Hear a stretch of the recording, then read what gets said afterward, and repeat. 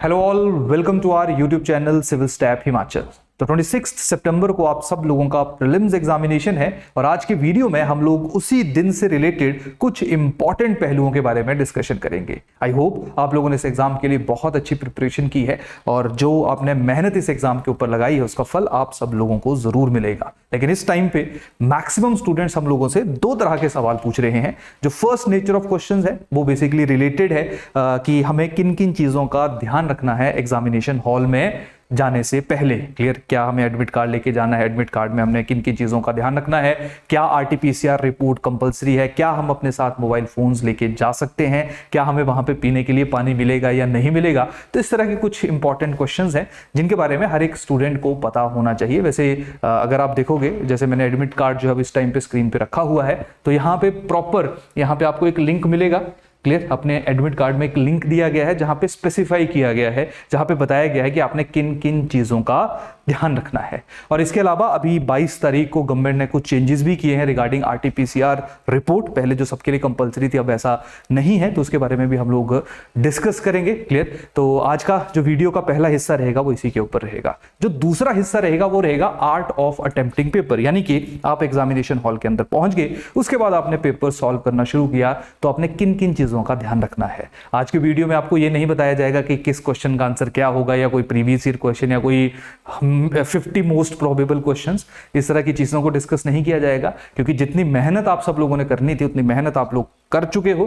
बस कुछ चीजें, कुछ बड़ी बारीक सी बातें रहती हैं जो कभी कभी स्टूडेंट्स जिन चीजों को इग्नोर करने के कारण 2 या 3 सवाल गलत कर देते हैं। तो अभी जो कहानी है इस स्पेसिफिक टाइम पे, क्योंकि परसों आप सब लोगों का प्रीलिम्स एग्जामिनेशन है, तो अभी जो स्टोरी है, अभी जो कहानी है वो ये है कि आप 1 या 2 क्वेश्चन जो गलत कर सकते हो कुछ सिचुएशन में आके या कुछ कारणों से, आपने वो गलत नहीं करने हैं। क्योंकि जो बहुत अच्छा स्टूडेंट है, बहुत अच्छा बच्चा है, वो भी 2-4 नंबर से बाहर हो जाता है। और प्रीलिम्स एग्जामिनेशन में सिर्फ आपने क्वालिफाई करना है, यहां का स्कोर जो है वो आपका आगे ऐड नहीं होगा। तो यहां पे आपका जो मेन फोकस रहता है वो सिर्फ इस एग्जाम को क्वालिफाई करने में रहता है।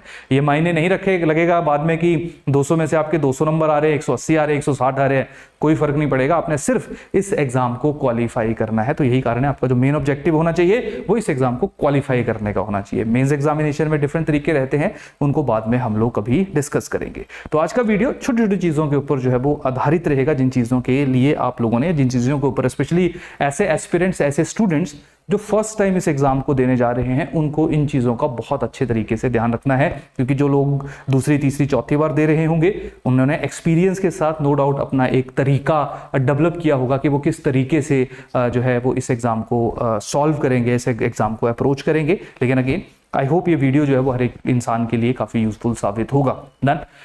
तो सबसे पहले हम बेसिक सी चीज की बात करते हैं। जो सबसे इंपॉर्टेंट चीज है इस एग्जामिनेशन में एंट्री करने के लिए, जो आपको एग्जाम से एटलीस्ट 24 घंटे पहले आप सब लोगों के पास होनी चाहिए, और इस टाइम पे आप वीडियो को देख रहे हो तो कोशिश करिए इस चीज को अपने पास रख लीजिए, दैट इज एडमिट कार्ड। क्योंकि इसके बिना आप लोगों की एंट्री आपके एग्जामिनेशन हॉल में नहीं होगी। तो इस तरीके का जो एडमिट कार्ड है वो आप लोगों ने, आई होप आप सब लोगों ने जो है वो डाउनलोड कर लिया होगा। क्लियर, इस तरीके का जो एडमिट कार्ड है आप सब लोगों के पास होगा। यहाँ पे आप लोगों ने अपनी फोटो जो है वो चिपकानी है और उसको सेल्फ अटेस्ट कर देना है। किसी जमाने में गेजेटेड ऑफिसर से अटेस्टेशन हुआ करती थी, आजकल आप लोगों को किसी गेजेटेड ऑफिसर से अटेस्टेड करवाने की आवश्यकता नहीं है, आप सेल्फ अटेस्ट कर सकते हो, यानी कि खुद ही इसके ऊपर साइन कर सकते हो।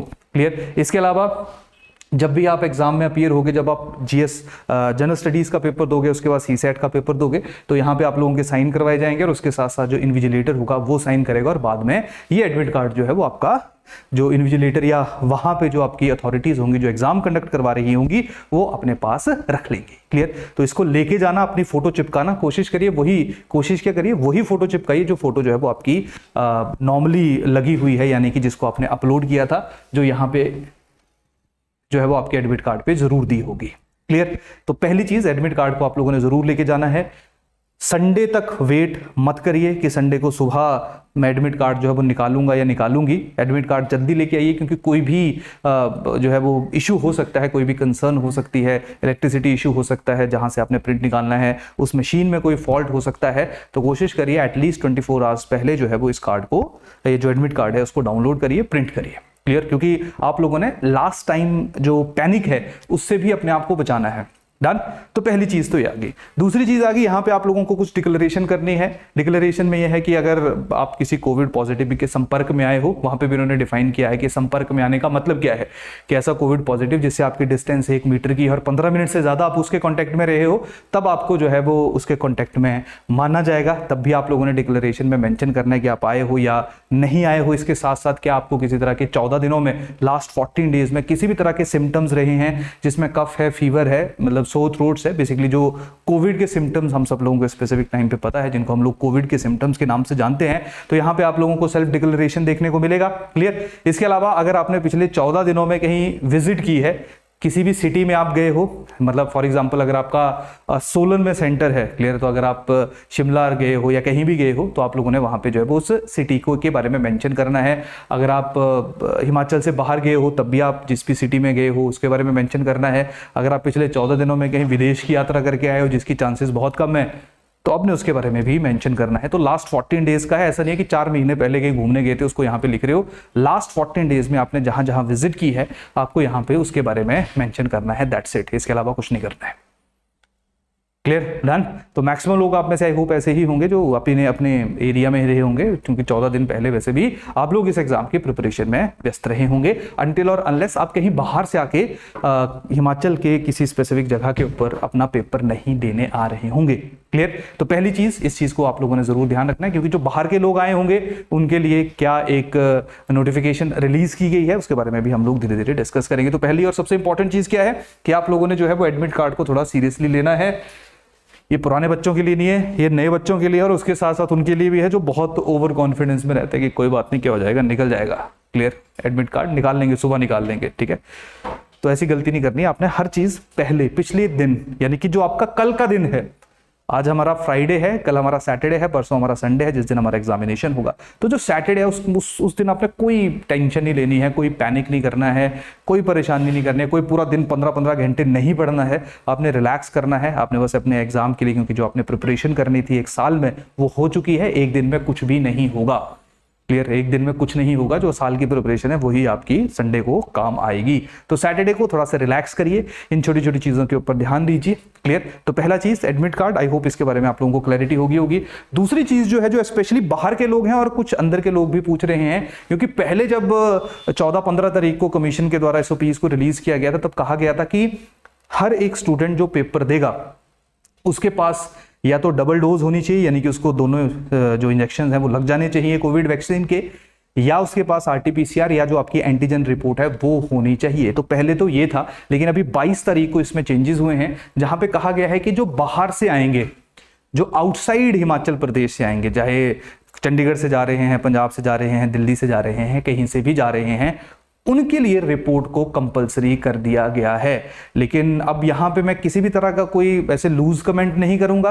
तो मैं आप लोगों को ये सजेशन दूंगा, अगर आप लोग हिमाचल के बाहर से हिमाचल प्रदेश में जा रहे हो अपना पेपर देने, तो जरूर अपना टेस्ट करवा लीजिए। अगर आपके दोनों डोजेज हो चुकी हैं तो अपने सर्टिफिकेट, जो सेकंड सर्टिफिकेट है, क्योंकि उस पर मेंशन किया गया है कि this is your second certificate, clear, तो आप उस सर्टिफिकेट को ले जाइए। क्लियर। तो आप लोगों के पास जो आउटसाइड हिमाचल होगा, चांसेस हैं कि जो हिमाचल की एंट्री है वहां पे आप लोगों को रोका जा सकता है। और ये जो हिमाचल के बाहर के लोग हैं, यानी कि बाहर के मेरा मतलब है हिमाचल के ही हैं लेकिन बाहर से उस दिन एग्जाम देने जाएंगे, वो गलती मत करिएगा। उस दिन एग्जाम देने या उसी दिन जो है वो ट्रेवल मत करिएगा, चाहे आप चंडीगढ़ में भी है और सोलन में आपने सेंटर भरा है या ऊना में आपने सेंटर भरा है, कोशिश करिए सैटरडे को या फ्राइडे, यानी कि आज ही अपने जो सेंटर्स हैं वहां पे पहुंच जाइए। थोड़ा सा रिलैक्स करिए, क्योंकि एक बार ऐसा हुआ था, दो तीन साल पहले की आई थिंक बात है, जब जो ये चंडीगढ़ से सोलन का हाईवे है यहाँ पे जाम लग गया था, जिसके कारण बहुत सारे स्टूडेंट जो हैं वो पेपर देने नहीं पहुंच पाए थे। क्लियर। तो यहाँ पे आपने 1 साल पूरी मेहनत किया और इस तरह की अगर छोटी सी गलती के कारण आप पेपर ना दे पाओ तो फिर अगले साल 1 साल और वेट करना पड़ेगा। तभी ये छोटी छोटी चीजें जो है, क्लियर, ये बहुत ज्यादा आवश्यक होती है। तो आपने हर एक चीज का, हर एक पहलू का जो वो ध्यान रखना है, क्योंकि अल्टीमेटली जो सक्सेस होती है उसमें सिर्फ जो डेस्टिनेशन है वही नहीं मायने रखती, उसमें जो प्रोसेस है, यानी कि जिस रास्ते से आप लोग पहुंचे हो वो पूरे के पूरे रास्ते का हर एक पड़ाव, हर एक पहलू जो है वो आप लोगों के लिए बहुत महत्वपूर्ण होता है, बहुत इंपॉर्टेंट होता है। क्लियर? तो RT-PCR रिपोर्ट आपकी 72 घंटे पुरानी होनी चाहिए, और अगर एंटीजन टेस्ट है वो पता ही आप लोगों को। क्लियर? एंटीजन टेस्ट जो है वो 24 घंटे पुराना होना चाहिए, नहीं तो आपके पास 2 डोजेज होनी चाहिए। सिर्फ उनके लिए जो बाहर से आ रहे हैं, जो हिमाचल प्रदेश के अंदर ऑलरेडी हैं, उनके लिए इस तरह का कोई जो है वो प्रोविजन मेंशन नहीं किया गया है। अगर मान लो अगर आप में से किसी को कोविड लाइक सिम्टम्स भी हैं या कोविड भी है, तब भी आप एग्जाम दे सकते हो, चाहे जहां से भी हो। बस आपने कमीशन को इन्फॉर्म करना था। आई होप अगर किसी के साथ ऐसा होगा वो कमीशन को ऑलरेडी इन्फॉर्म कर चुका होगा, क्योंकि जो आपका, मैंने आपको बताया थोड़ी देर पहले, जो आपका यहाँ पे लिखा हुआ है, यहाँ पे प्रॉपरली मेंशन किया गया है। क्लियर? तो जो कोविड पॉजिटिव हमारे लोग हैं वो भी एग्जाम में अपीयर हो सकते हैं, उनके लिए अलग से सेंटर में जगह जो है वो बनाई जाती है। और अब तो बहुत सारे पेपर जो हैं वो कंडक्ट हो चुके हैं, आई होप आपको इनके बारे में भी पता होगा। तो यहाँ पे घबराने की आवश्यकता नहीं है, किसी को कुछ भी कभी भी हो सकता है, लेकिन अगेन एग्जाम देने से आपको कोई नहीं रोक सकता है, और आपने अपना जो अधिकार है उसका पूर्ण यूज करना है। क्लियर? तो 2 इंपॉर्टेंट चीजें थी जिनको आप लोगों ने ध्यान रखना है, बेसिक है, जो काफी सवाल जो है वो आप लोगों के द्वारा हम लोगों से पूछे जा रहे हैं। तो हिमाचल के अंदर के जो लोग हैं उनको किसी तरह की आवश्यकता नहीं है। अभी तक हिमाचल में जरूर ऐसा था, वैसे तो सरकार की तरफ से कंपल्शन यही है कि अगर कोई बाहर से जा रहा है तो उसके पास RT-PCR रिपोर्ट या डोजेज होनी चाहिए, लेकिन आई थिंक मैंने पर्सनली जो एक्सपीरियंस किया है, वहां पे किसी को नहीं पूछा जा रहा है अभी तक। तो ये सोच के मत जाइए कि आप भी 2 दिन पहले या 4 दिन पहले गए थे और आपको नहीं पूछा गया, तो और आज भी नहीं पूछेंगे या कल भी नहीं पूछेंगे। आप लोगों को जो है वो हमेशा वर्स्ट के लिए प्रिपेयर रहना है। तो आप लोग जरूर अपना ये टेस्ट करवा लीजिए, 1-2 घंटे में जब रिपोर्ट्स आ जाती है तो ज्यादा घबराने की, टेंशन लेने की जरूरत नहीं है। और अगर पॉजिटिव भी आ जाओगे, जो ना हो, ऐसा नहीं होना चाहिए, लेकिन अगर आ भी गए तब भी आप एग्जाम दे सकते हो। तो ये डरो मत कि मैं शायद एग्जाम ना दे पाऊं, जो नॉर्मल हमारे अंदर एक इस तरह का फियर रहता है। क्लियर? तो छोटी छोटी चीजें हैं जिनका बड़ी बारीक सी चीजें हैं, लेकिन अगेन आप लोगों ने इनको जरूर ध्यान में रखना है। अगला पहलू जो बिल्कुल बारीक सी चीजें हैं जिनको आप लोग थोड़ा सा अंडरस्टैंड करोगे। सबसे पहली बात एडमिट कार्ड, जिसके बारे में हम लोगों ने डिटेल में डिस्कस कर लिया। दूसरा जो पॉइंट है वो है कि आपके पास जो वो वॉल पॉइंट पेन, जो आपका वॉल पेन होता है, उसको जरूर लेके जाना है। तो अगेन जो अगर आपने एडमिट कार्ड में दी हुई जो लिंक है उसको पढ़ा होगा तो वहां पे लिखा हुआ है कि आप ब्लैक या ब्लू किसी भी तरह का पेन जो है वो यूज कर सकते हो। तो कोई भी कलर का पेन जो है वो आप लोग यूज कर सकते हो, तो आपके पास जरूर होना चाहिए। नहीं तो हमने बहुत बार देखा है कि जब पेपर शुरू होता है तो फिर काफी लोग मांग रहे होते हैं कि यार पेन दे दो एक्स्ट्रा। क्लियर? तो ऐसा सामना ना करना पड़े आप लोगों को। तो पेन जो है वो पहले रखोगे, ऐसा ना हो कि ऐसा पेन लेके चले गए कि मेरा लकी पेन है और वहां पे लकी पेन नहीं बंद हो गया। क्लियर? तो उसका कोई फायदा नहीं रहेगा, क्योंकि CSAT में आप लोगों को वैसे भी सॉल्व करना है। तो उसके लिए आप पेंसिल वगैरह भी लेके जा सकते हो, इरेजर लेके जा सकते हो, ताकि अगर आपको शीट्स कम पड़ रही हैं, जगह कम पड़ रही है, तो आप उसको मिटा के CSAT में, जनरल स्टडीज में आप लोगों को अगेन इस तरह का कोई इश्यू, इस तरह का प्रॉब्लम जो है वो उसका सामना नहीं करना पड़ेगा। तो बड़ी बारीक सी चीज है, लेकिन अगेन आप लोग ध्यान रखिए इसको भी। उसके बाद जो इंपॉर्टेंट है, जो ये मेंशन है कि आप लोगों को जो आपका सेंटर है वहां पे, मान लो आपका जो है वो सुबह 10 बजे पेपर शुरू होगा, तो आपको 1.5 घंटा पहले पहुंचना पड़ेगा या पहुंचना चाहिए। वैसे यहाँ पे ये नहीं लिखा है कि जो 1 घंटा पहले पहुंचेगा, आधा घंटा पहले पहुंचेगा, उसको एंटर नहीं होने दिया जाएगा। हाँ, ये जरूर चीज मेंशन है कि अगर 10 बजे पेपर शुरू हो रहा है तो जो 10 बजे के बाद आएगा उसको जरूर सेंटर के अंदर जो है वो एंट्री नहीं मिलेगी। क्लियर? लेकिन अगेन मैं आपको यही कहूंगा, क्योंकि हम लोगों ने कभी कभी पैनिक के कारण भी हम कुछ गलतियां कर जाते हैं, हमने उनको भी अवॉइड करना है। तो रिलैक्स रहिए, अपने सेंटर पे 1 घंटा पहले पहुंच जाइए, 1.5 घंटा, क्योंकि मेंशन है। तो मैं तो यही कहूंगा कि जो कागजों पे लिखा हुआ है उसको थोड़ा सा फॉलो करिए, 1.5 घंटा पहले सेंटर में पहुंच जाइए। क्लियर? वहां पे रिलैक्स करिए, बातें करिए, दोस्त कोई ना कोई आप लोगों को जरूर मिलेगा। क्लियर? या जो आपके साथ गए हुए हैं उनको भी आप लोग जो है वो बातें कर सकते हैं, थोड़ा रिलैक्स कर सकते हो। खाना थोड़ा अच्छा खा के जाइए। क्लियर? ऐसा नहीं है कि नॉन वेज बहुत ज़्यादा कंज्यूम कर लिया या कुछ ऐसी चीज़ कंज्यूम कर ली जिससे अगले दिन जो है वो थोड़ा मुश्किल हो गया कॉन्सेंट्रेट करना। क्लियर? तो कुछ चीज़ों को अवॉइड करिए, नॉर्मल खाइए, फ्रूट खाइए, वेजिटेबल्स खाइए, जो मर्जी खाइए, लेकिन कम मात्रा में खाइए और पॉजिटिव रहिए, क्योंकि अगेन बहुत सारी छोटी छोटी चीज़ें रहती हैं जो हमारे लिए बहुत ज़्यादा इंपॉर्टेंट रहती हैं। तो बेसिकली हेल्दी खाइए, फ्रूट्स वगैरह जो है वो ज़्यादा कंज्यूम करिए। जो सबसे बड़ी प्रॉब्लम देखी गई है जब भी अगले दिन एग्जाम रहता है वो है नींद ना आने की समस्या।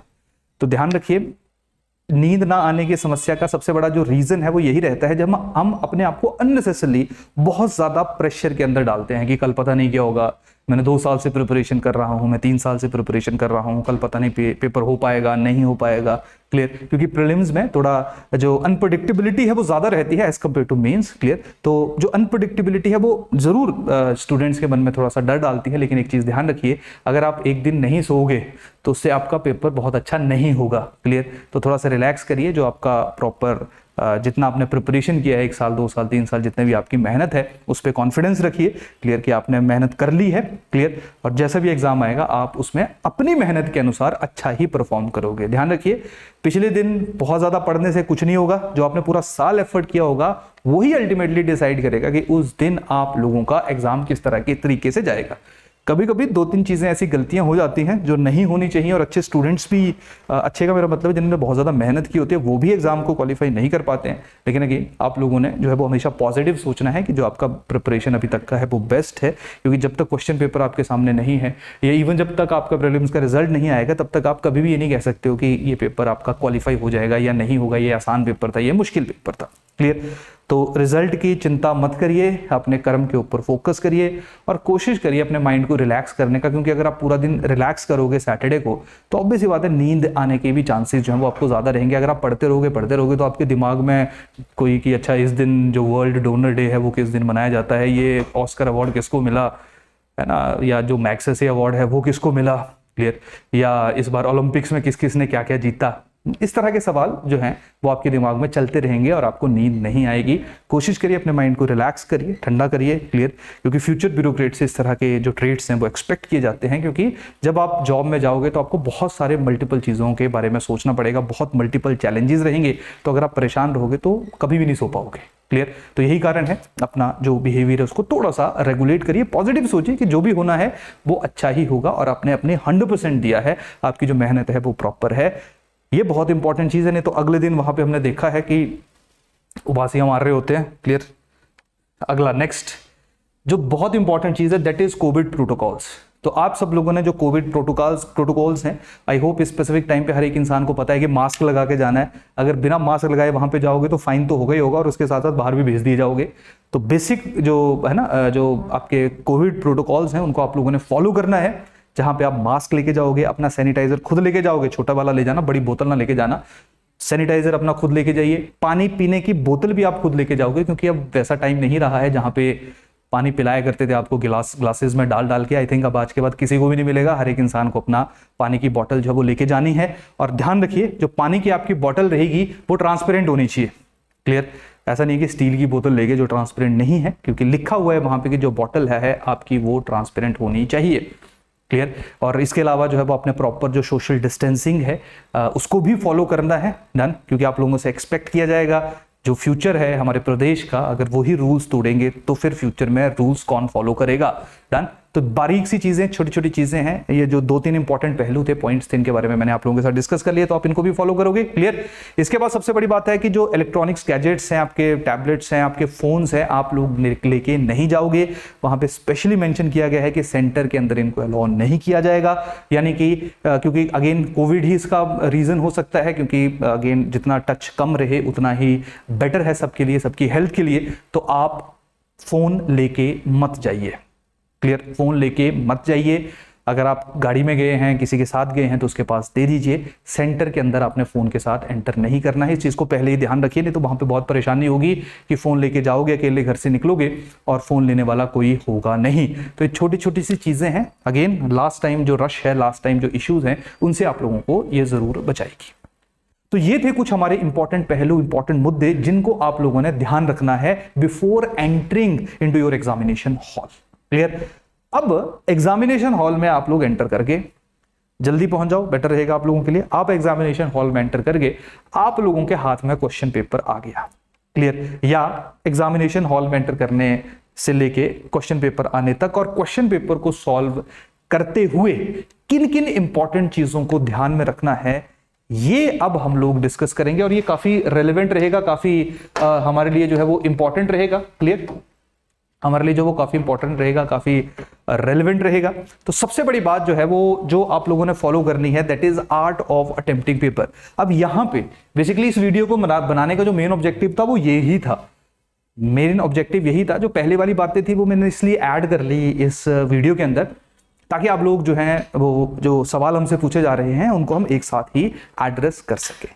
तो आर्ट ऑफ अटेम्प्टिंग पेपर का मतलब यहाँ पे आसान भाषा में मैं आपको समझाऊंगा, जो थोड़ी देर पहले भी जब मैं इंट्रोड्यूस कर रहा था आज के लेक्चर को मैंने मेंशन किया था। मैंने कहा था कि जो प्रीलिम्स एग्जामिनेशन है, अगेन इसका आगे कोई रिलेवेंस नहीं है, ये सिर्फ आपको क्वालिफाई करवा के लेके जाएगा कहाँ पे, मेंस एग्जामिनेशन के लिए। तो मान लो अगर कट ऑफ 100 जाती है, लेट अस सपोज, अब मेरे को नहीं पता है कितनी जाएगी, अब यहाँ पे एग्जाम के बाद भी हमसे सवाल पूछा जाता है और एग्जाम से पहले भी पूछा जाता है। पहले इसलिए पूछा जाता है कि सर हम कितने क्वेश्चंस अटेम्प्ट करें ताकि जो आप सोचते हो कितनी कट ऑफ जाएगी उसको हम अचीव कर सके। जब एग्जाम हो जाता है उसके बाद भी हमसे सवाल पूछा जाता है कि कट ऑफ कितनी जाएगी। आप ध्यान रखना, कट ऑफ किसी को नहीं पता है कि कितनी जाएगी, और अगर मैं बोल भी दूंगा कितनी कट ऑफ जाएगी तो उसका कोई मायने नहीं है। रीजन क्या है कि जो आपकी परफॉर्मेंस होगी, जो आपका बेस्ट होगा वो आप एग्जाम में कर चुके होंगे, या आप एग्जाम में वही करोगे, चाहे मैं पहले कट ऑफ बता दूं या बाद में कट ऑफ बताऊं। तो आपने अपने दिमाग से कि कितना कट ऑफ होना चाहिए इसको अपने दिमाग से बाहर निकाल देना है। But again at the same time आपको थोड़ा आइडिया भी होना चाहिए कि कितने अगर क्वेश्चन जो है वो करने चाहिए, कितने क्वेश्चन जो है वो मिनिमम रिक्वायरमेंट होती है इस स्पेसिफिक एग्जाम में करने के लिए। क्लियर? तो पहली जो आसान भाषा में बात है, नॉर्मली जो हमारी एवरेज या अभी तक की जो कट ऑफ गई है पिछले 2-4 सालों में, जो जितनी कट ऑफ गई है वो 50% के आसपास ही गई है कि 100 चलेगी, 99 चलेगी, 102, 105 चलेगी।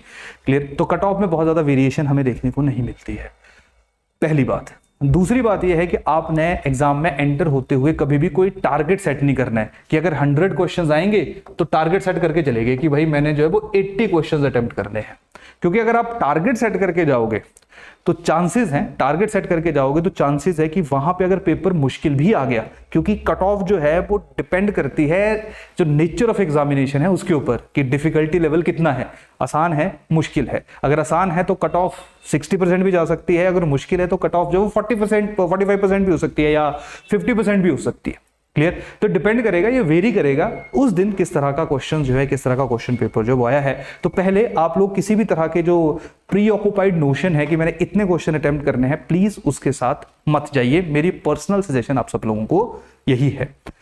चाहे फिर आप उस दिन 80 कर रहे हो, 90 कर रहे हो, 60 कर रहे हो, 65 कर रहे हो, 70 कर रहे हो, ये अलग डिस्कशन का मैटर है, उसके ऊपर मैं थोड़ी देर में आऊंगा। लेकिन सबसे पहला और सबसे इंपॉर्टेंट पहलू यही है कि आपने पहले टारगेट नहीं करना है कि मैंने कितने क्वेश्चंस करने हैं। आप जाएंगे, आप एग्जामिनेशन हॉल में बैठेंगे, आप हर एक क्वेश्चन को प्रॉपर कंसंट्रेशन, फुल फोकस के साथ रीड करोगे।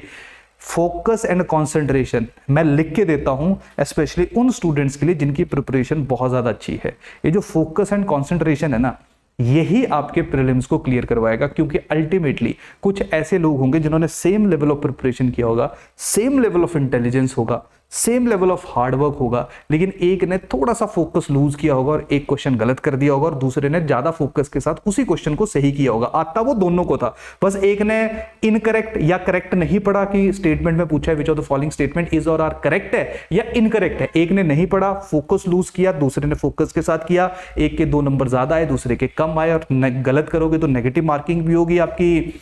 क्लियर? 0.66 मार्क्स जो है वो आपके रिड्यूस भी होंगे। तो उसके साथ एक कट ऑफ से यहां चला गया, एक कट ऑफ के ऊपर चला गया। तो जो फोकस एंड कंसंट्रेशन है स्पेशली अच्छे बच्चों के लिए, सीरियस स्टूडेंट्स के लिए, क्योंकि लास्ट टाइम भी हम लोगों ने देखा था जिन लोगों से हमें बहुत ज्यादा एक्सपेक्टेशंस थी कि ये तो निकालेंगे, और क्योंकि हम लोग उनके मेंस के क्वेश्चन चेक करते थे, अल्टीमेटली मेंस ही डिसाइडिंग फैक्टर रहता है कि किसका रैंक आएगा, किसका नहीं आएगा। तो जब हम मेंस के आंसर उनके चेक करते थे तो बहुत अच्छा लिखा करते थे। क्लियर? लेकिन प्रीलिम्स में अगेन फोकस थोड़ा सा लूज किया एक क्वेश्चन के ऊपर, और उसका खामियाजा ये भुगतना पड़ा कि इस साल फिर से उनको प्रीलिम्स देना पड़ रहा है, पूरी साइकिल जो है उनको रिपीट करनी पड़ रही है। डन? तो सबसे इंपॉर्टेंट चीज यही है कि आपने फोकस कंसंट्रेशन के साथ जो है उस एग्जाम में जाना है। 100 क्वेश्चंस जो है वो आपके जनरल स्टडीज में हैं। एक चीज हमेशा ध्यान रखना, कम से कम 20 क्वेश्चंस हमेशा, 20 क्वेश्चन हमेशा ऐसे रहेंगे, 20 क्वेश्चंस जो है वो हमेशा ऐसे रहेंगे जो कितना भी इंसान जो है वो पेपर की प्रिपरेशन कर ले, वो 20 क्वेश्चन उसको या तो नहीं आते होंगे, और अगर वो उनको अटेम्प्ट करेगा तो वो उनको गलत करेगा। क्लियर? तो 100 में से 100 क्वेश्चन करने का जो जुनून है वो बिल्कुल गलत है, बेबुनियाद है। क्योंकि कमीशन के द्वारा काफी सालों से, काफी टाइम से जो वो कट ऑफ रिलीज की जाती है। नो डाउट कुछ लोगों ने 152, 154 मार्क्स भी प्रीलिम्स में जो वो सिक्योर किए हैं, और कट ऑफ जो है वो 100 गई है या 104 या 2 या 3 गई है। क्लियर? लेकिन अगेन सबसे बड़ी बात यहाँ पे यही है कि आप लोगों ने जो है वो अगेन इसको क्वालिफाइंग एग्जाम के रूप में देखना है, ना कि इसमें आपने हाईएस्ट कि मैंने रैंक 1 बनना है प्रीलिम्स में या रैंक 2 बनना है। इस नजरिए से आपने इस स्पेसिफिक एग्जाम को अप्रोच नहीं करना है। तो हमेशा 100 में से 20 क्वेश्चन जरूर ऐसे रहे होंगे। अब ध्यान रखना, इन 20 में से जैसे जो साइंस का स्टूडेंट है जिसने proper graduation post graduation science में की है, तो अगर साइंस का बहुत मुश्किल या फिजिक्स का बहुत मुश्किल क्वेश्चन भी आ जाएगा, अगर उसने फिजिक्स में अपने पीजी की हुई है, बहुत मुश्किल भी क्वेश्चन आएगा तब भी वो उसको इजीली अटेम्प्ट कर लेगा। ऑन कॉन्ट्ररी कोई ह्यूमैनिटी बैकग्राउंड का है, कोई इंजीनियरिंग बैकग्राउंड का है, शायद वो उसको उसने अच्छे तरीके से अटेम्प्ट ना कर पाए। क्लियर? या कोई हिस्ट्री का पोस्ट ग्रेजुएट होगा, या कोई पॉलिटी का होगा, या कोई ज्योग्राफी का होगा, तो again question, nature of question, difficulty level student to student vary करता है, लेकिन अल्टीमेटली ऑन एन एवरेज 20 सवाल जरूर ऐसे रहते हैं जो कोई भी स्टूडेंट पूरे के पूरे क्वेश्चन भी करेगा तब भी जरूर 20 क्वेश्चन या तो उसको नहीं आते होंगे या तो उन क्वेश्चंस को वो मिनिमम गलत करके आएगा। क्लियर? अब इसके अलावा जो 80 क्वेश्चंस बचे, जो 80 सवाल बचे, अब देखिए उनको आप लोगों ने किस तरीके से जो है, या वो 80 क्वेश्चंस जो है वो कैसे रोल प्ले करेंगे आपके फाइनल स्कोर के अंदर। डन? सबसे पहली बात क्या रहती है कि जब भी हम लोग क्वेश्चन पेपर को रीड करते हैं, कुछ गलतियां स्टूडेंट्स के द्वारा की जाती हैं, वो मैं आपको पहले बताऊंगा। सबसे पहली चीज, हमेशा कॉन्फिडेंस में रहिए। जो मैंने आपको पिछले स्लाइड में जो हम लोग डिस्कशन कर रहे थे कि किन किन चीजों का आपने ध्यान रखना है, वो बेसिकली आपको किसी भी तरह की पैनिक सिचुएशन में डालने से रोकने के लिए थे। क्योंकि अगर आप पैनिक हो जाओगे तो चांसेस रहेगी कि थोड़ा सा आपका जो सेंटर जो मेंटल वो है सेट ना मेंटल लेवल है वो थोड़ा सा अनसेटल्ड होगा, एंड अनसेटल होगा तो चांसेस हैं कि शायद आप 1 या 2 क्वेश्चन में गलती कर सकते हो और उसके बाद आप सेटल हो जाओ। तो जो आपकी 1 या 2 क्वेश्चन की गलती है ना, वो भी नहीं होनी चाहिए, क्योंकि मैंने आपको बताया कि बहुत बार, और आई होप काफी लोग इस मेरे जो स्टेटमेंट इसके साथ रिलेट कर पा रहे होंगे कि किस तरीके से उन्होंने शायद 1 या 2 क्वेश्चन की गलती के कारण जो है वो लास्ट ईयर मेंस एग्जामिनेशन को मिस किया था। डन? तो सबसे इंपॉर्टेंट और सबसे जो बड़ा पहलू रहता है वो यही है कि आपने 100% फोकस, 100% जो आपकी कंसंट्रेशन है उसी के साथ हर क्वेश्चन को पढ़ना है, प्रॉपरली रीड करना है, चारों ऑप्शंस को पढ़ना है। ऐसा नहीं है कि फटाफट उछले और देखा A B C D है और आपने देखा, अच्छा पूछा है कि which of the following has the lowest sex ratio, ठीक है, पूछा है which of the following has the lowest sex ratio, और सी ऑप्शन में हरियाणा है, और पता है सबको कि यार हरियाणा की तो सबसे लोएस्ट है, उछल के फटाफट सी ऑप्शन कर दिया, A B D को देखा भी नहीं। अब हो सकता है यहां पे यूनियन टेरिटरीज जो है वो ऑप्शन के अंदर हो, और कुछ हमारी यूनियन टेरिटरीज ऐसी हैं जिनकी हरियाणा से भी कम सेक्स रेशियो, और ये ऑलरेडी हिमाचल में ऐसा हो चुका है। हिमाचल में ऑलरेडी इस तरह से हो चुका है। तो ध्यान रखिए, जब भी आप कंसंट्रेशन एंड फोकस का मतलब है जब भी आप क्वेश्चन को रीड करोगे आपने पूरा क्वेश्चन पढ़ना है, उसके चारों के चारों ऑप्शंस पढ़ने हैं, फिर आप कन्विंस्ड हो कि अच्छा हाँ C is the correct answer या B is the correct answer, तो आपने उसको जो है, जैसे मान लो क्वेश्चन है उसको टिक कर दिया और उसका जैसे फॉर एग्जांपल बी आंसर है उसको आपने मार्क कर दिया कि B is the correct answer. Clear? अब दूसरी चीज ध्यान रखो, यहां पे 2 तरह के स्टूडेंट होते हैं। नेचर ऑफ स्टूडेंट्स की मैं बात कर रहा हूं, अगेन मेरा पर्सनल एक्सपीरियंस डिफरेंट हो सकता है, आपका डिफरेंट हो सकता है, लेकिन अगेन आप इन चीजों को देखना, क्योंकि जहां पे भी 1% गलती के चांसेस है हमने उनको अवॉइड करना है।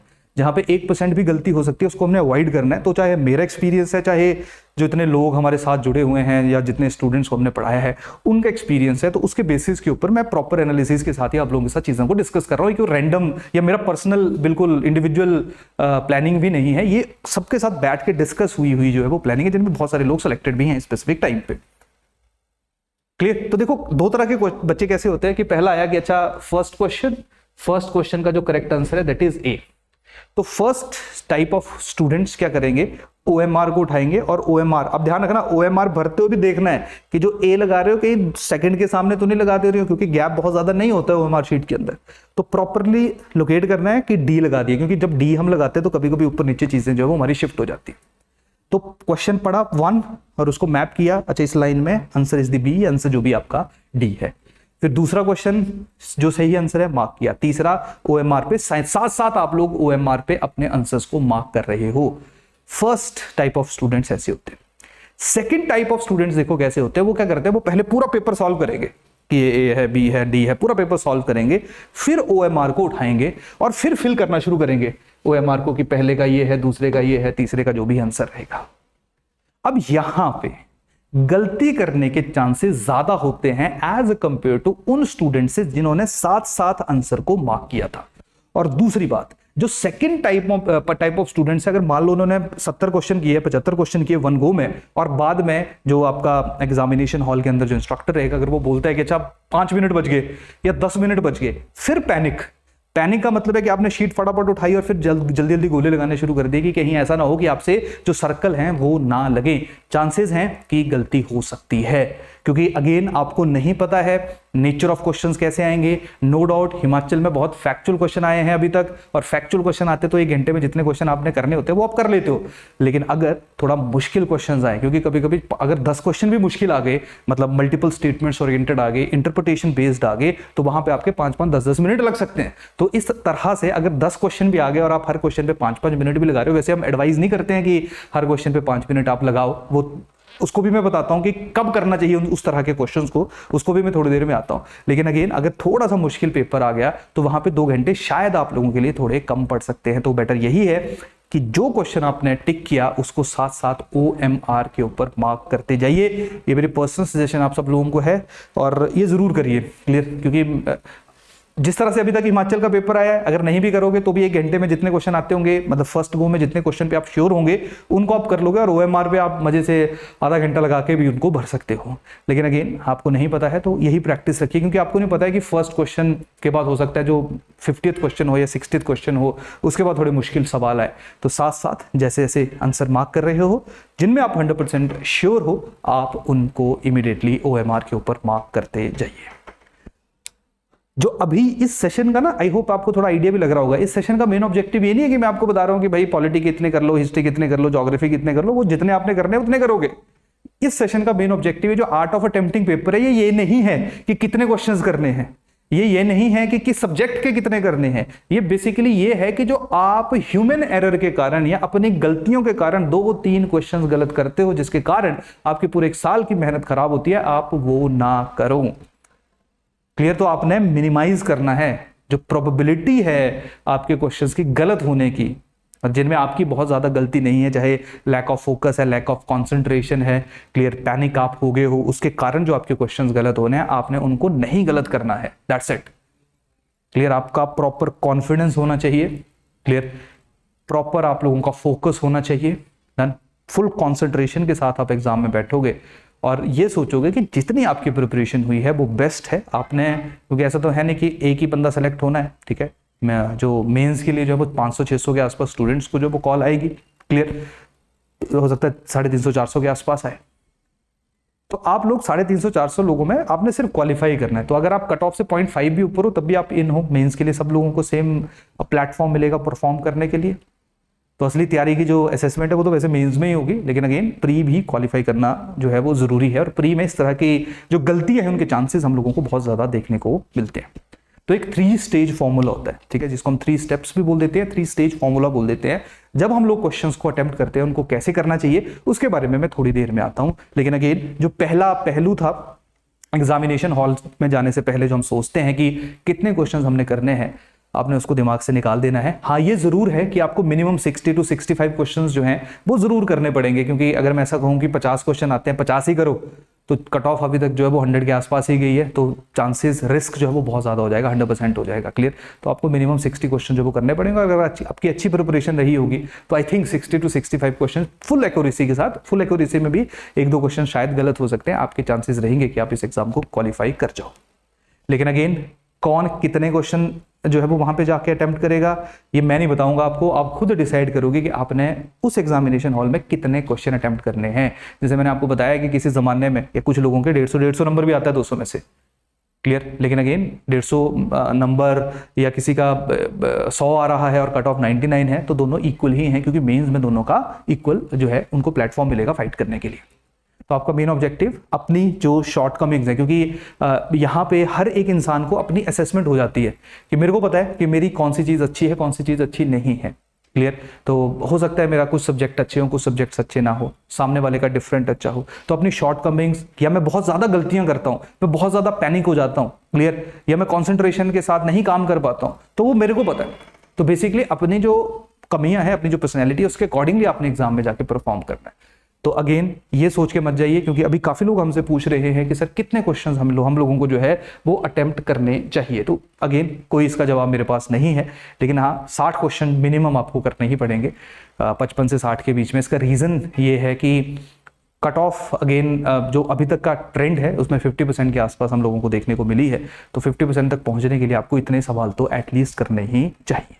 लेकिन ध्यान रखिए, अगर बिल्कुल ही ब्लाइंड गेस मार रहे हो, यानी कि 4 ऑप्शंस में कुछ नहीं पता है, ABCD करके अक्कड़ बक्कड़ करके आंसर लगा रहे हो, तो उसका कोई फायदा नहीं है, क्योंकि 2 सही हो जाएंगे उससे और 10 गलत हो जाएंगे। तो नेगेटिव मार्किंग जो है उसको भी आप लोगों ने ध्यान रखना है। आप लोगों की नेगेटिव मार्किंग बहुत ज्यादा नहीं होनी चाहिए।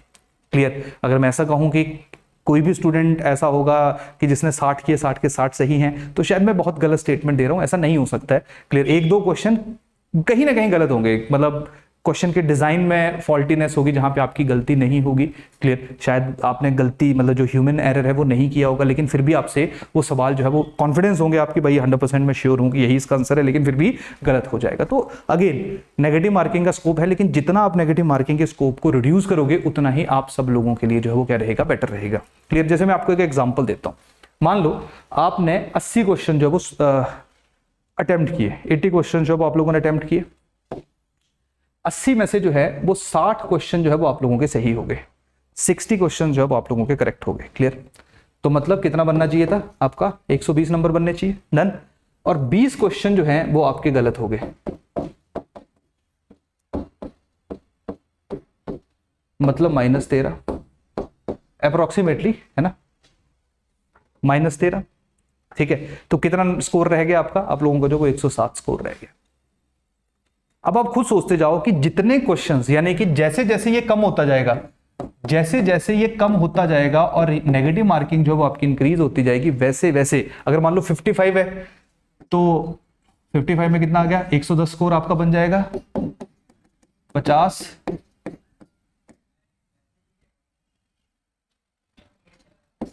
16 माइनस कर दो, कितना रह गया आपका, 94 रह गया। तो देख लो 94 रह गया, मतलब 55 क्वेश्चन सही करने के बावजूद भी आप जो है वो 94 मार्क्स पे आ गए। क्लियर? आई होप मैंने कैलकुलेशन सही की होगी। तो आसान भाषा में नेगेटिव मार्किंग जैसे जैसे बढ़ेगी, अब लेट अस सपोज किसी ने 80 की जगह, जैसे मैं आपको बता भी रहा था अभी, किसी ने जो है वो पूरी कर दी, सारी कर दी, कॉन्फिडेंस पूरा है, 100 के 100 क्वेश्चन कर दिए। क्लियर? सही हो गए उसके लेट अस सपोज 70 मान लो सही हो गए। क्लियर? 30 जो है उसके गलत हो गए, मतलब नेगेटिव में 20 चला गया, 140 उसके थे और 20 उसके जो वो माइनस हो गए, फिर भी उसका जो स्कोर है वो कितना बन रहा है, 120 बन रहा है। तो कुछ लोगों के लिए ये फेवर में जा सकता है। क्लियर? कि 70 क्वेश्चन जो है वो आपके सही हैं, 30 क्वेश्चन जो है वो आपके गलत हो गए और आपका अल्टीमेटली 120 स्कोर जो किसी भी सिचुएशन में गलत नहीं है। लेकिन अब आप यहां पे इमेजिन करो कि इसने पिछली बार की तरह जो है वो 60 ही सही किए,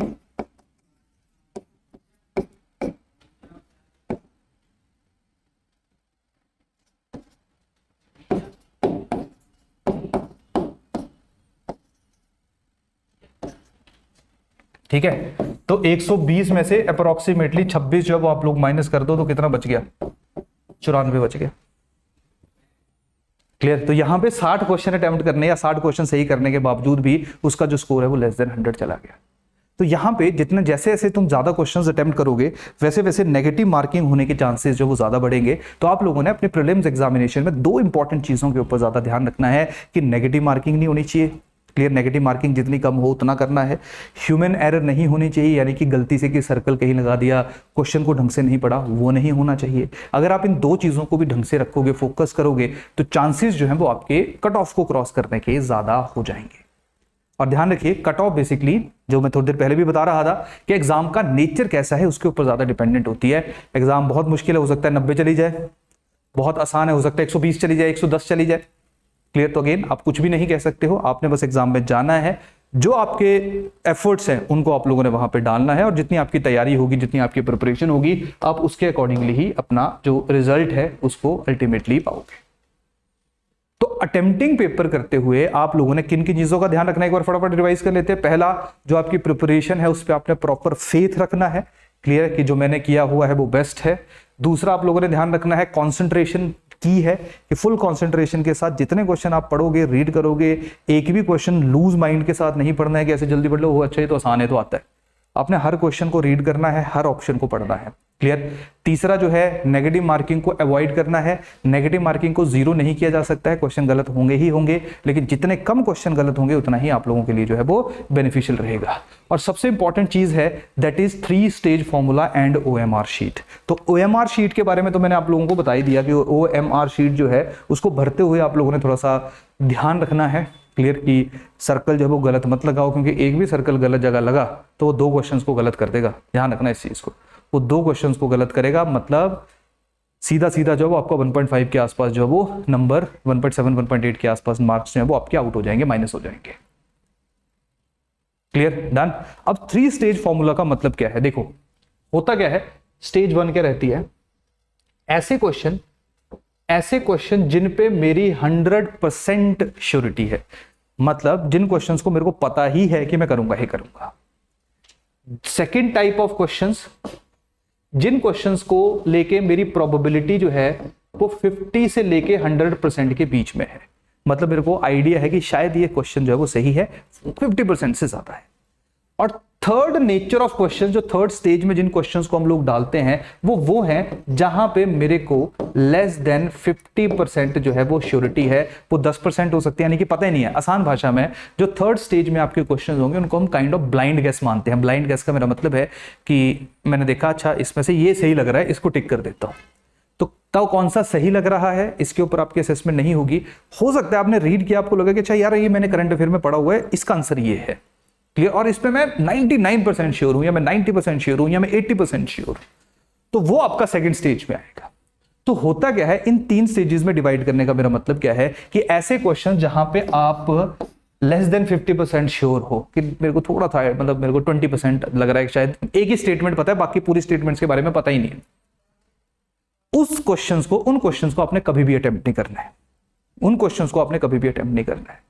जो सबसे पहले आपके क्वेश्चंस अटेम्प्ट होंगे, तो आप जब क्वेश्चन पेपर को गो थ्रू करोगे तो क्वेश्चन पेपर में क्वेश्चन नंबर 1 से लेकर क्वेश्चन नंबर 100 तक जिन क्वेश्चंस में आप 100% श्योर हो, आप उनको सबसे पहले अटेम्प्ट करोगे और OMR के ऊपर साथ साथ मार्क करोगे। और क्वेश्चंस को पढ़ते पढ़ते आपको पढ़ोगे तो हर एक क्वेश्चन ही पढ़ोगे, तभी पता चलेगा कि 100% आता है कि नहीं आता है। तो जैसे फर्स्ट क्वेश्चन पढ़ा, 100% श्योर हो, फर्स्ट क्वेश्चन रीड किया, 100% श्योर हो, टिक कर दिया, आंसर इमीडिएटली OMR शीट के ऊपर मार्क कर दिया। क्वेश्चन नंबर 2 रीड किया, आइडिया है शायद ये हो सकता है, मतलब श्योर हो ऑलमोस्ट, लेकिन रिस्क नहीं लेना चाहते हो, तो इस क्वेश्चन को, क्वेश्चन नंबर 2 को सर्कल कर दिया, OMR के ऊपर मार्क नहीं किया, तो ये तुम्हारा सेकंड स्टेज के क्वेश्चंस आ जाएंगे, जिनको तब जब तुम दूसरी बार रीड करोगे तब इन क्वेश्चंस को अटेम्प्ट करोगे। और तीसरा क्वेश्चन आ गया जहां पे बिल्कुल भी श्योरिटी नहीं है, उनको कैंसिल कर दिया, क्रॉस कर दिया साथ साथ, कि पता ही नहीं है क्वेश्चन, यानी कि इन क्वेश्चंस के ऊपर आप अपनी एनर्जी नहीं लगाओगे क्योंकि आपको इनके बारे में बिल्कुल भी नहीं पता है। पर ध्यान रखना, क्वेश्चन जो हैं वो पूरे फोकस और कंसंट्रेशन के साथ पढ़ने चाहिए, नहीं तो कभी कभी ऐसा भी होता है कि ऐसा क्वेश्चन जिसको देख के लगता है कि मुश्किल है और हम थोड़ा कॉमन सेंस अप्लाई करते हैं और थोड़ा डीप में देखते हैं तो उसका आंसर आसानी से निकल जाता है, यह हमें पता होता है। तो जब फोकस एंड कंसंट्रेशन के साथ क्वेश्चंस को रीड करोगे तभी डिसाइड कर पाओगे कि एक क्वेश्चन कौन सा है, या मेरे को बिल्कुल भी नहीं आता है, बिल्कुल क्रॉस कर दो, कोई जरूरत नहीं है उस क्वेश्चन को फिर से उठाने की। तो होगा क्या, जब पहली बार तुम पूरे शीट को पढ़ दोगे, पूरे क्वेश्चंस को खत्म कर दोगे, तब तुमने ऑलरेडी जो है वो लोकेट कर दिया कि अच्छा ये क्वेश्चन मेरे 100% है, और उनको अपने साथ साथ OMR पे मार्क करना शुरू कर दिया, क्योंकि आप 100% श्योर हो, वो तो आपने करने हैं। नॉर्मली ऐसा रहता है 40 to 50 क्वेश्चंस, 40 से 50 के बीच के, वैसे लंबी रेंज मैंने बोल दी, लेकिन जरूर पेपर टू पेपर वेरी करेगा, 40 to 50 या स्टूडेंट टू स्टूडेंट वेरी करेगा। 40 to 50 क्वेश्चंस ऐसे रहते हैं जिन पे आप 100% श्योर होते हो। मेनली 40 जो है वो ज्यादा करेक्ट नंबर रहेगा, क्योंकि 50 श्योर क्वेश्चन होना, मतलब 100% परफेक्शन के साथ क्वेश्चन करना थोड़ा मुश्किल रहता है, चाहे फैक्चुअल पेपर ही क्यों ना हो। तो 40 to 50 क्वेश्चन जो है वो ऐसे रहेंगे जिन पे आप 100%, मतलब मैक्सिमम स्टूडेंट्स 100% जो है वो श्योर रहेंगे। और आपकी प्रिपरेशन अगेन, अगर पेपर नॉर्मल लेवल का है तो 50 जा सकता है, अगर थोड़ा मुश्किल है तो 35-40 जा सकता है। अगेन तभी कितने क्वेश्चन करने हैं, क्या कट ऑफ होगी, हम लोग स्टूडेंट्स को भी यही एडवाइस करते हैं कि आपने इस तरह की चीज़ों में, ट्रैप्स में नहीं फंसना है, आपने बस अपनी मेहनत और जो आपकी प्रिपरेशन है उसके अकॉर्डिंगली जो है उस एग्जाम को अटेम्प्ट करना है। क्लियर। तो फर्स्ट गो में आपने उन सारे क्वेश्चंस को सॉल्व कर दिया, मान लो 40 क्वेश्चन हो गए। फिर सेकेंड टाइम जब आप रीड करोगे, क्योंकि टाइम आपके पास बच जाएगा, आपने 40 ही क्वेश्चन किए हैं ना, 35-40 से 50 क्वेश्चन ही किए हैं। सेकंड टाइम आपने जिन सर्कल्स को या जिन क्वेश्चन को सर्कल किया था जिनमें आप प्रोबेबिलिटी आपको थी कि अच्छा मेरे को आते हैं, ऑलमोस्ट आते हैं, फिर आपने उन क्वेश्चंस के ऊपर चलना है और फिर वहां से डिसाइड करना है कि कौन सा क्वेश्चन ऐसा है जो ऑप्शंस को निकालने के बाद आपकी इंटरनल कन्विक्शन के अकॉर्डिंगली जो है वो सही है कि this is the correct answer, फिर आपने उसको मार्क करना शुरू कर देना है।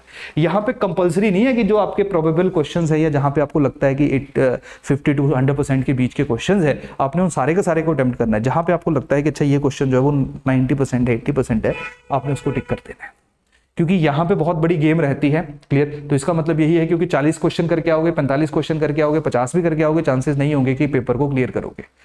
अगर पेपर बहुत ज्यादा मुश्किल नहीं है, बहुत डिफिकल्ट पेपर आएगा, तो हो सकता है 45 या 50 में भी आपका जो पेपर है वो निकल जाए। लेकिन अभी तक जिस तरह से क्वेश्चंस अभी तक आए हुए हैं, उनको देख के जो है वो मैं आप लोगों को पर्सनली सजेस्ट करूंगा कि at least go for 55 to 60 questions minimum क्या मैक्सिमम मिनिमम जो भी है आपका। फिर उसके ऊपर तो आपका वो है कि आपने 80% किनको आप बोल रहे हो, कैसे आप लोकेट कर रहे हो, कितने गैस वर्क कर रहे हो। लेकिन अगेन जो आपका थर्ड टाइप था जहां पे गैस वर्क बहुत ज्यादा इन्वॉल्व है, गैस वर्क मत करिए, क्योंकि यहाँ पे ना नेगेटिव होने के चांसेस थोड़े कम रहेंगे। और अगर आप इन क्वेश्चंस को करोगे ना, तो 2 क्वेश्चन करोगे, 6 क्वेश्चन गलत कर दोगे, तो अल्टीमेटली नेगेटिव में चले जाओगे।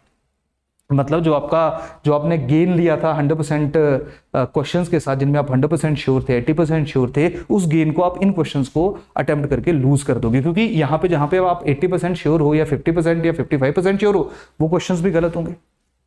क्लियर? तो यहाँ पे जो फर्स्ट है, यहाँ के सारे क्वेश्चंस आपने अटेम्प्ट किए। जो सेकंड वाले हैं, वहां पे आपने 50 to 75% क्वेश्चंस अटेम्प्ट किए। अगेन ये आपकी श्योरिटी के ऊपर ज्यादा डिपेंडेंट होगा कि आप किस आंसर के साथ ज्यादा कन्विंस्ड हो।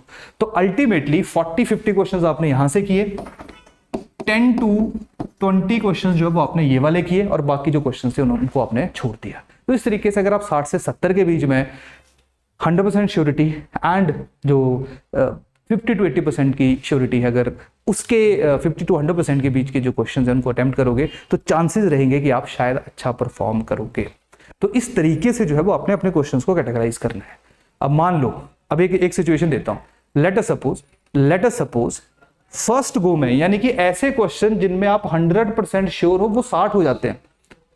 हो सकता है क्योंकि जिन लोगों ने 150 नंबर लिया है, 140 लिया है, वो शायद ज्यादा श्योर होंगे अपने आंसर्स के ऊपर। तो मान लो अगर आप 60 क्वेश्चन में 100% श्योर हो, तो आपको कोई जरूरत नहीं है ज्यादा क्वेश्चंस अटेम्प्ट करने की। क्लियर? क्योंकि अगर 60 क्वेश्चंस 55 क्वेश्चंस में 100% श्योरिटी है, 2-3 क्वेश्चन गलत भी होंगे आपके, 4 क्वेश्चन, तब भी चांसेस रहेंगे कि शायद आप कट ऑफ को जो है वो क्लियर कर जाओ। क्लियर? लेकिन अगेन वही वाली बात है कि अगर 60 क्वेश्चंस में 100% श्योर हो, तो फिर 80 क्वेश्चन जो है वो आपकी अटेम्प्ट हो जाएगी। 50 जो क्वेश्चंस अगर आप उनमें श्योर हो, तो शायद 70 हो जाएगी, 40 है तो 60 हो जाएगी या 65 हो जाएगी। अगेन ये वेरी करेगा स्टूडेंट की प्रिपरेशन के ऊपर और उसके साथ साथ उस दिन एग्जाम किस तरीके से आ रहा है। लेकिन ध्यान रखिए, जिन क्वेश्चंस में आप 100% श्योर हो, वो साथ साथ आपकी OMR के ऊपर मार्क होने चाहिए। जिनमें आप 50 to 100%, 50 to 80 या 50 to 99% आपको श्योरिटी लगती है, शायद हो सकता है, उनको आपने प्रॉपरली एलिमिनेट करना है। यानी कि जिनको आपको लग रहा है कि ये परफेक्ट कॉम्बिनेशन बन रहा है, क्योंकि कभी कभी ऑप्शन से भी आंसर्स निकलते हैं, आपने उनको मार्क करते जाना है साथ साथ OMR पे। और जरूरी नहीं है कि इनको सारे के सारे क्वेश्चन को अटेम्प्ट करना है। और तीसरा, जहां पे 50% से कम लग रहा है, आपको एक ही ऑप्शन पता है या थोड़ा आइडिया है और लग रहा है कि ब्लाइंड गेस लगेगा, उसको आपने कंप्लीटली जो है वो इग्नोर कर देना है, उसके ऊपर आपने बिल्कुल भी फोकस नहीं करना है। समझ आई कहानी कि नहीं? ठीक है। तो ये जनरल स्टडीज का एक आसान सी भाषा में जो है वो आपका फोकस एरिया होना चाहिए कि जीएस को किस तरह से अप्रोच करना है, क्योंकि अल्टीमेटली जो जनरल स्टडीज है वही डिसाइडिंग फैक्टर होगा, वही डिसाइड करेगा कि किसने प्री क्लियर करना है या नहीं करना है। लेकिन इसके साथ साथ आप लोग CSAT को मत भूलिएगा। CSAT में आप सब लोगों को 66 से ज्यादा नंबर लेने हैं, 33% से ज्यादा स्कोर करना है। टोटल 100 क्वेश्चन CSAT में रहते हैं, जिसमें मैथ्स है यानी कि क्वांट है, रीजनिंग है, इंग्लिश है। अपने एरियाज को पहले आइडेंटिफाई कर लेना। आप में से देखिए कॉम्बिनेशन क्या होता है, लोगों का मैथ और रीजनिंग अच्छा होता है, इंग्लिश अच्छी नहीं होती, तो वो मैथ रीजनिंग को फोकस करेंगे, क्योंकि मैथ रीजनिंग का फायदा क्या है कि आंसर निकल जाएगा तो एक्यूरेसी ज्यादा रहेगी। जिन लोगों की इंग्लिश अच्छी है वो पहले इंग्लिश को फोकस करेंगे और उसके साथ साथ रीजनिंग और मैथ की जो लूज क्वेश्चन है, आसान क्वेश्चन है, उनको सॉल्व करने की कोशिश करोगे। यहाँ पे अगर आप एक्यूरेसी के साथ जो है वो 90 to 100 मार्क्स यानी कि 50 के आसपास भी क्वेश्चंस कर देते हो एक्यूरेसी के साथ, तो अगेन क्वालिफाई हो जाओगे। लेकिन इसको भी बड़ा ऐसे नॉन सीरियसली मत करना, क्लियर, इसको भी सीरियसली करना, फोकस के साथ करना, क्योंकि अगर ये क्वालिफाई नहीं हुआ, यहाँ पे 200 में से 200 नंबर ले लो, जीएस में कोई फायदा नहीं होगा। तो हर स्टेज इंपॉर्टेंट है, हर एक स्टेज की अपनी रिलेवेंस है, हर एक स्टेज की अपनी इंपॉर्टेंस है। समझ आ रही कहानी की नहीं आ रही? ठीक है, ठीक है। तो ये कुछ इंपॉर्टेंट छोटी छोटी मगर मोटी बातें थी जिनको आप लोगों ने जो है वो एग्जाम में जाते हुए ध्यान में रखना है, क्लियर, इनको आपने नहीं भूलना है। और मैं यही उम्मीद करूंगा, आशा करूंगा कि आप लोग इस एग्जाम में बहुत अच्छा परफॉर्म करोगे, क्लियर। हमारी तरफ से, सिविल स्टैफ हिमाचल की तरफ से आप सब लोगों को best wishes, good luck, and I hope जो आप अपने एग्जाम में अपना जो कंपोजर है, फिर अपनी जो पेशेंस है उसको नहीं खोओगे। क्योंकि ध्यान रखिए, जिस एग्जाम की आप प्रिपरेशन कर रहे हो इसमें आप लोगों से बहुत ही शांति, एक बहुत ही peaceful mind, concentrated mind, focused mind जो है वो एक्सपेक्ट किया जाता है। तो यही कारण है इन एग्जाम में इस तरीके की अनप्रेडिक्टेबिलिटी हम लोगों को देखने को मिलती है। तो घबराइए मत, जो आपकी अभी तक की मेहनत है वही बेस्ट है। कल के दिन को यानी कि शनिवार को रिलैक्स करिए, एंजॉय करिए, घर वालों के साथ बात करिए, दोस्तों के साथ बात करिए, घूमिए, लेकिन उससे पहले अपने जो बेसिक मटेरियल उनको इकट्ठा कर लीजिए, क्लियर, क्योंकि ये सबसे ज़्यादा इंपॉर्टेंट है। तो इसी के साथ आज के मैं सेशन को बेस्ट विशेस के साथ कंक्लूड करता हूँ। थैंक यू, धन्यवाद, जय हिंद, जय हिमाचल।